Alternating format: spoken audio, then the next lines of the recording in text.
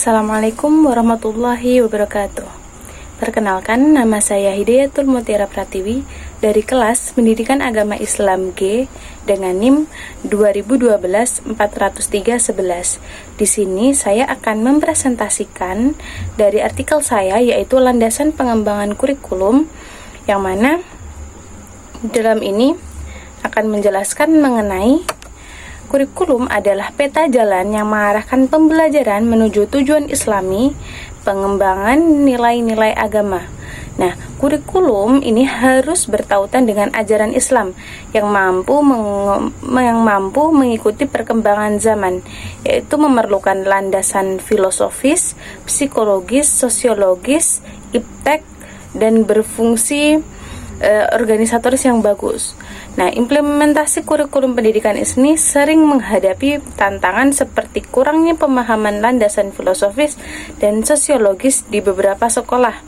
Beberapa madrasah juga mengalami penurunan kualitas pembelajaran pendidikan agama Islam karena kurangnya integrasi kurikulum dengan nilai-nilai Islam. Nah, dengan ini saya akan mempresentasikan landasan-landasan apa saja yang harus terdapat dalam kurikulum Islam ini. Yang pertama adalah landasan religius. Nah, dasar pendidikan Islam identik dengan dasar Islam itu sendiri, yaitu bersumber dari Al-Quran dan hadis. Landasan religius adalah seperangkat asumsi dari kaidah-kaidah agama yang menjadi pijakan teori dan praktik pendidikan Islam. Islam membawa misi penyelenggaraan pendidikan dan pengajaran menjadi belajar dan mengajar sebagai ibadah. Jadi, pendidikan berlangsung sepanjang hayat dalam Islam dan merupakan proses tanpa akhir. Penekanan pada landasan religius ini meliputi keyakinan bahwa manusia dan alam adalah ciptaan Tuhan, sikap yang mendorong perkembangan sesuai kaidah agama, serta upaya optimalisasi budaya dan masyarakat yang sesuai dengan kaidah agama untuk pembentukan individu. Yang sumber utamanya tadi adalah Al-Quran dan hadis sebagai landasan utama. Yang kedua adalah ibadah sepanjang hayat, yaitu belajar dan mengajar adalah ibadah proses tanpa akhir. Dan yang ketiga adalah keyakinan dasar. Baik, selanjutnya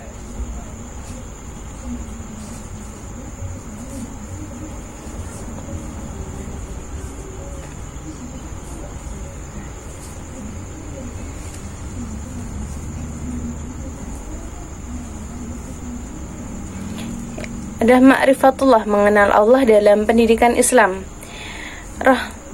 Ma'rifatullah, mengenal Allah dalam pendidikan Islam. Ma'rifatullah atau pengetahuan tentang Allah adalah konsep penting dalam pendidikan Islam. Tujuannya apa? Yaitu membantu individu mengembangkan pengetahuan yang benar dan pemahaman mendalam tentang Allah, termasuk sifat-sifatnya. Ini juga mengajarkan integrasi semua pengetahuan dalam konteks keberadaan Allah, tidak memisahkan ilmu dunia dan juga agama. Ma'rifatullah memperkuat ketakwaan individu, motivasi peningkatan ibadah dan ketaatan. Ini juga berperan dalam membentuk akhlak mulia, mengajarkan nilai-nilai seperti kejujuran, kesabaran, dan keadilan. Selain itu, ma'rifatullah mendorong pengabdian sosial, mengajarkan pentingnya kontribusi positif dalam masyarakat, membantu sesama. Yang pertama adalah mengenali Allah. Tadi mengembangkan pengetahuan dan pemahaman mendalam tentang Allah. Yang kedua adalah mengintegrasikan pengetahuan, yaitu memahami semua ilmu dalam konteks keberadaan Allah. Yang ketiga adalah memperkuat ketakwaan, yaitu mengajarkan kita agar selalu berbuat kejujuran dan juga membentuk akhlak mulia itu tadi.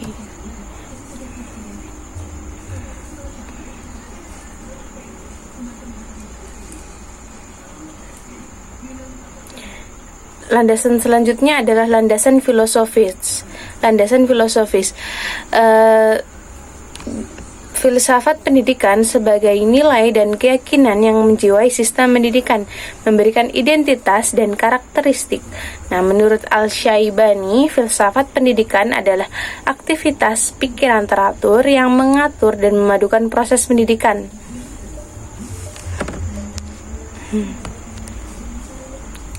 Ada 5 aliran utama, yaitu progresivisme, esensialisme, perennialisme, rekonstruksionisme, dan eksistensialisme yang terbagi menjadi kelompok tradisional dan kontemporer. Filsafat memiliki 4 fungsi dalam pengembangan kurikulum. Yang pertama adalah menentukan arah dan tujuan. Yang kedua adalah menentukan isi materi, menentukan strategi, dan juga yang terakhir adalah menentukan tolak ukur keberhasilan proses pendidikan. Nah, sedangkan alirannya tadi sudah saya jelaskan sebelumnya, yaitu progresivisme, esensialisme, perennialisme, rekonstruksionisme, dan juga eksistensialisme. Baik, selanjutnya adalah kita masuk ke landasan psikologis, yaitu memahami jati diri dari peserta didik. Nah, dalam kurikulum ini kita harus memahami bagaimana sih peserta didik kita. Pengembangan kurikulum harus mempertimbangkan psikologi anak dan cara mereka belajar. Pengetahuan psikologi anak, teori belajar, teori kognitif, perkembangan emosional, dinamika kelompok, perbedaan kemampuan individu, kepribadian, formasi sikap sangat penting. Konsep dasar landasan psikologi berpusat pada psikologi perkembangan dan psikologi belajar peserta didik. Pendidikan harus melihat kondisi psikologis individu agar tujuan pendidikan tercapai optimal. Kajian psikologis dalam pengembangan kurikulum berkaitan dengan pemahaman aspek perilaku dalam konteks belajar mengajar. Kurikulum harus berbasis kompetensi saat ini, menekankan pengembangan pengetahuan, keterampilan, dan nilai-nilai dasar yang tercermin dalam kebiasaan berpikir dan bertindak. Selanjutnya kita masuk pada landasan sosiologis, yaitu mempersiapkan generasi berbudaya Islam. Landasan sosiologis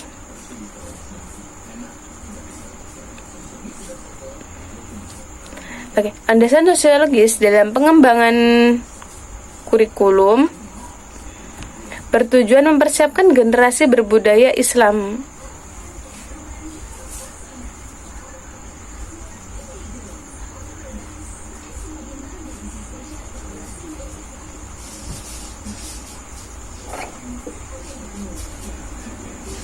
Oke, selanjutnya adalah landasan sosiologis.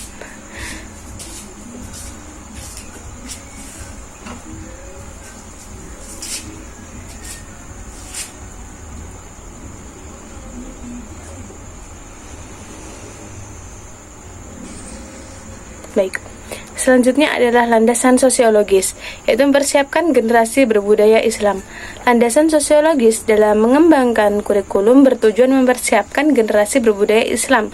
Ini melibatkan reformasi tujuan pendidikan agama Islam untuk menghasilkan manusia yang takwa, produktif, dan menguasai ilmu pengetahuan dan teknologi. Tilaar menekankan integrasi agama dan intelektual di abad 21. Proses belajar mengajar perlu direformasi menjadi rekonstruksi sosial, memusatkan perhatian pada problem masyarakat. Pendidikan multikultural juga penting untuk menanamkan rasa hormat, tulus, dan toleran terhadap keragaman budaya. Selain itu, memaksimalkan juga Undang-Undang Nomor 22 Tahun 1999 tentang otonomi daerah, yaitu memberikan wewenang pengelolaan pendidikan kepada pemerintah daerah sesuai visi dan misi pengembangan kurikulum. Selanjutnya kita masuk pada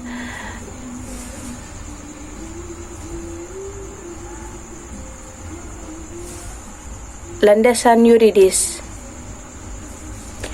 Nah, landasan yuridis pendidik ini yaitu kerangka hukum pendidikan nasional, seperangkat konsep ketentuan perundang-undangan sebagai acuan konseptual dan material dalam pelaksanaan pembelajaran di suatu negara.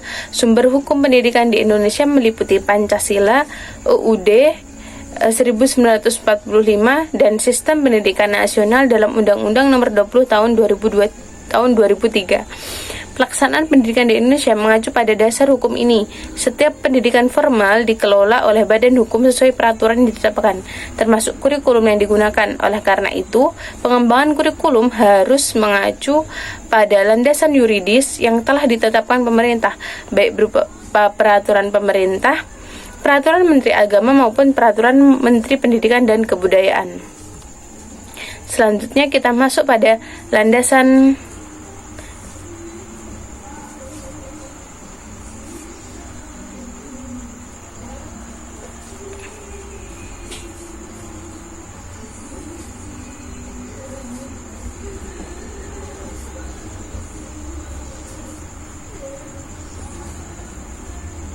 Selanjutnya kita masuk pada landasan ilmu pendidikan dan teknologi dan organisatoris, yaitu adaptasi kurikulum. Nah, saya jadikan satu ya kedua landasan ini, yaitu yang pertama, perkembangan iptek secara langsung berimplikasi pada pengembangan kurikulum, mencakup pembaruan isi materi, penggunaan strategi dan media pembelajaran, serta sistem evaluasi.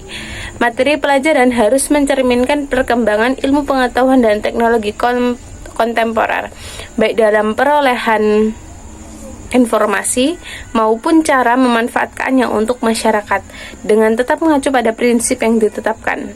Untuk kepemimpinan atau organisatoris ini, untuk kepemimpinan mengembangkan kurikulum yang efektif, para pemimpin sekolah harus menguasai teknologi. Di era digital ini, media elektronik mengalami perkembangan yang pesat, memengaruhi berbagai aspek pendidikan.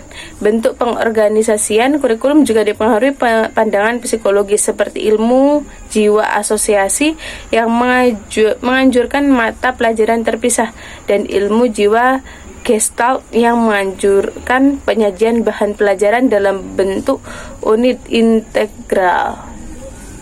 Nah, jadi itu tadi, yaitu iptek itu harus ada di dalam kurikulum agar mengikuti kemajuan zaman, dan juga selain itu di dalam kurikulumnya, jadi pemimpin-pemimpin dalam lembaga itu juga harus sudah menguasai teknologi agar bisa dikembangkan dan diberikan ilmunya kepada anak didiknya. Nah, kita masuk ke kesimpulan. Itu berdasarkan pembahasan tadi, dapat disimpulkan bahwa landasan pengembangan kurikulum adalah fondasi yang esensial untuk menghasilkan proses pembelajaran yang utuh dan bermakna. Penyusunan kurikulum di lembaga pendidikan, khususnya yang berorientasi pada nilai-nilai Islam, harus berlandaskan pada integrasi ketujuh unsur tersebut. Integrasi landasan filosofis, psikologis, sosiologis, teologis, yuridis, iptek, organisatoris, itu tadi semuanya memastikan kurikulum itu tadi relevan, adaptif, dan berakar pada nilai-nilai luhur. Ini akan mengatasi tantangan implementasi dan meningkatkan kualitas pendidikan Islam, membentuk peserta didik dengan karakter mulia dan siap menghadapi tantangan zaman. Baik, itu dari saya, Hidayatul Mutira Pratiwi. Ada kurang dan lebihnya mohon maaf, dan wassalamualaikum warahmatullahi wabarakatuh.